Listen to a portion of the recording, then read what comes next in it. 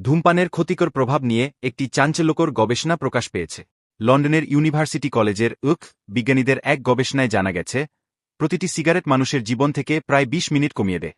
চলতি বছর ২০২৪ সালের ডিসেম্বর মাসে পরিচালিত এই গবেষণা যুক্তরাজ্যের সরকারের নির্দেশে সম্পন্ন হয়। এর লক্ষ্য ছিল ধূমপানের কারণে জীবনের ক্ষতি কতটা গভীর এবং দ্রুত তা বোঝা, যাতে মানুষ ধূমপান ছাড়ার জন্য অনুপ্রাণিত হয়।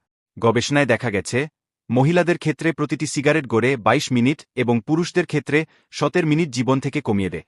এটি পূর্ববর্তী গবেষণার তুলনায় প্রায় দ্বিগুণ, যেখানে প্রতিটি সিগারেট ১১ মিনিট কমানোর কথা বলা হয়েছে। গবেষকরা জানান, ধূমপানের ক্ষতি ধাপে ধাপে জমা হয়। যে যত তাড়াতাড়ি ধূমপান ছেড়ে দেয়, তার জীবনের দৈর্ঘ্য এবং গুণমান উভয়ই বাড়ে। উদাহরণস্বরূপ, একজন ব্যক্তি যদি ১ জানুয়ারি ধূমপান ছেড়ে দেন, তবে ৮ জানুয়ারি পর্যন্ত তিনি জীবনের একদিন বাঁচাতে পারবে।